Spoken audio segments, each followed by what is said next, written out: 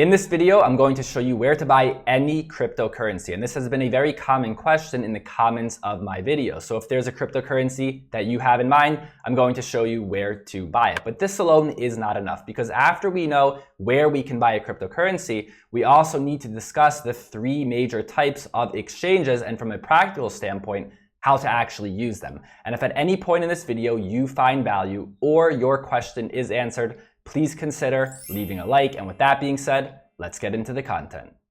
Welcome aboard the Bitcoin Express. My name is Chase. Let's get to it. The first step to finding where a cryptocurrency is being sold is the easy part. You go to a website such as CoinGecko or CoinMarketCap. You search for any coin, really any coin that's on your mind. And when it brings you to the page, you scroll down to market and it will show you all of the exchanges that it is being sold on. But this alone is not enough, especially if this is the first time you are doing this. There's more we need to discuss. There are three major types of exchanges. The first one are centralized exchanges that you can connect a bank account to. The second option is a centralized exchange that you cannot connect your bank account to. And the third option is a decentralized exchange. So with the first two options, you will be able to use it depending on where you live. And the last option, the decentralized exchanges, can be used by anyone. But also, this alone is not enough, because also you will notice when you scroll through for whichever cryptocurrency you're looking at that there are different trading pairs. We might think that we go to an exchange and we can buy any crypto with dollars or British pound or euro, but this is not the case. Certain exchanges have specific trading pairs. So some of them may not even allow you to spend US dollars or fiat currency. You will need cryptocurrency. And usually the most common crypto trading pairs are Bitcoin, Ethereum, and Tether. So let's go over the first option, the easiest option, and that is centralized exchanges that you can connect your bank account. And this is more specifically for people right now in the United States. These crypto exchanges are pretty limited, right? It'll have the bigger coins, the more established coins. On these regulated exchanges in the United States, you won't really find these brand new tokens, these metaverse tokens, these gaming tokens, and so on. These are the exchanges such as Coinbase and Gemini. So these exchanges are really not the best for finding these new coins. These are better for bigger coins, and also maybe if you want to earn interest on your crypto. For example, I use Voyager because they have high interest on crypto. So if you were looking for an easy exchange that you can connect your bank account to in the United States and you want to get started with Voyager, I have a link down below and you can get a $25 free Bitcoin bonus. So this is not really what we want, right? I know a lot of people on this video are looking for these smaller coins that are harder to find. Now, to get these coins, we will need to use centralized exchanges that we cannot connect our bank account to. For example, let's use Illuvium. And I'm not specifically promoting this coin, but this is a good example for this video.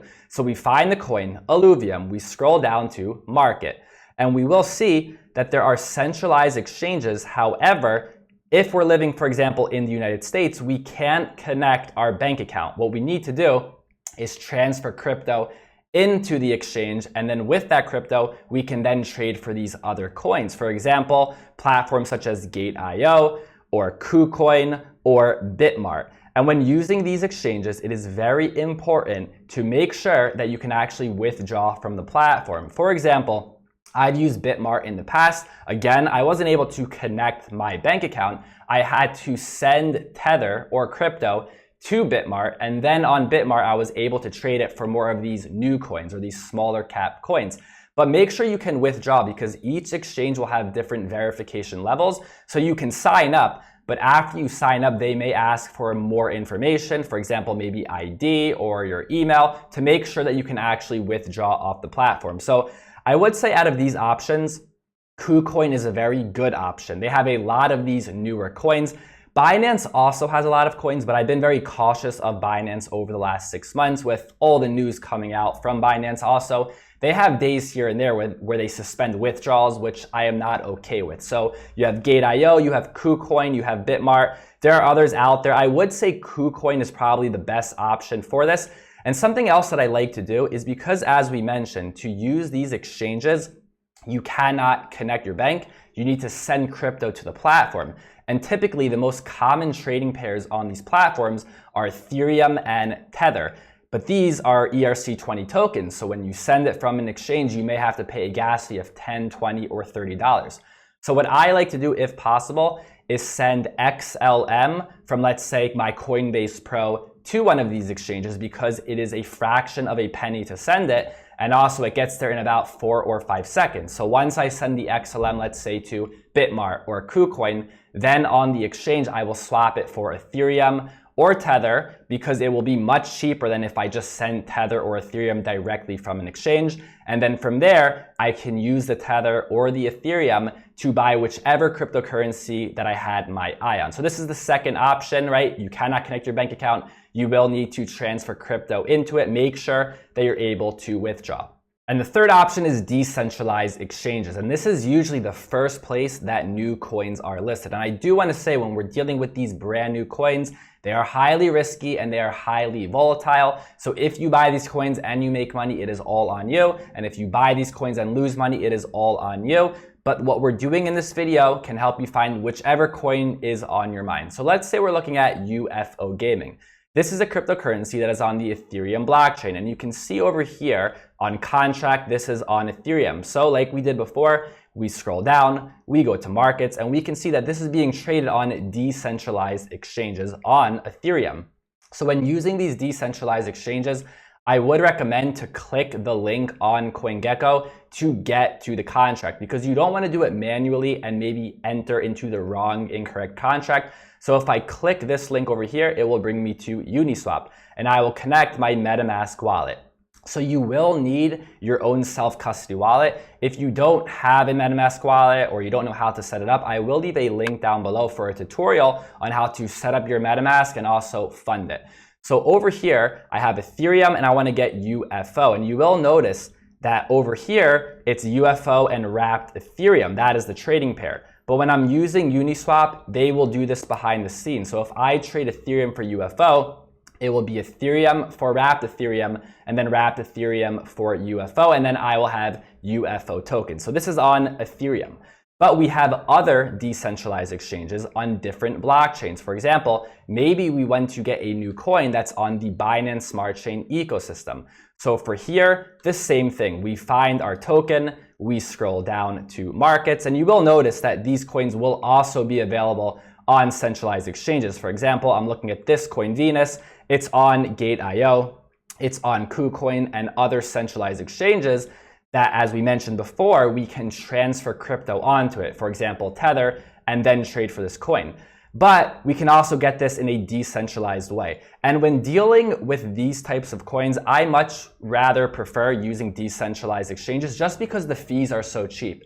The downside to using decentralized exchanges with Ethereum tokens is the gas fees are so high, but with Binance Smart Chain, it's so small, it's basically insignificant. So the major place to trade decentralized tokens that are on Binance Smart Chain is on pancakeswap. So if I click this link here, it will bring me to pancakeswap and I will connect my wallet. So for here, you can use a MetaMask wallet, but you have to enable it for Binance Smart Chain, which I will leave a link for down below on how to actually get that set up. Or you can also use something such as Trust Wallet or Binance Smart Chain Wallet. So I'm going to leave links for that down below if you want to use it, on how to set up these wallets, secure it, and fund it as well. So same thing over here, I connect my wallet and then I can swap it for these new coins. Again, I want to remind you, these new coins are highly risky. They are highly volatile, and we've seen it already many times before. These new coins can have a rug pull. So just something to understand when you're using these brand new coins that are only on decentralized exchanges. And I want to show you another example with a Solana coin, right? So we did Ethereum with an Ethereum wallet. We did Binance Smart Chain with a Binance wallet. And again, anyone can use this. This is permissionless, no matter where you live in the world. So if I'm looking at Star Atlas, this is a Solana token. So same thing, I scroll down to markets. I will notice it is on centralized exchanges such as Bitmart or OKCoin, but also it is on Solana decentralized exchanges. So we have an Atlas raydium pair and an Atlas USDC pair on Solana. So if you click on this link, it will bring you to their decentralized exchange. And over here, you will need a Solana wallet and you will need to fund it with Solana. I will leave a link for that down below on how to set up a Solana wallet. So over here, if I want to get Solana and trade it for Atlas, If we look back here at the trading pairs, we notice that the trading pair is raydium and USDC, but the decentralized exchange will do the swap behind the scenes. So if I swap Solana for Atlas, it will go from Solana to raydium to Atlas. So for these last three options of these decentralized exchanges, you will need to make your own self-custody wallet. With Ethereum, fees will be very high, but sometimes that's the price you have to pay to get something really early. And then with Binance Smart Chain and Solana, the fees will be a lot cheaper. So hopefully I answered your questions on where exactly you can buy any token and also how to practically do it. And if you found value in this video, leave a like. Thank you for listening, and I'll see you next time.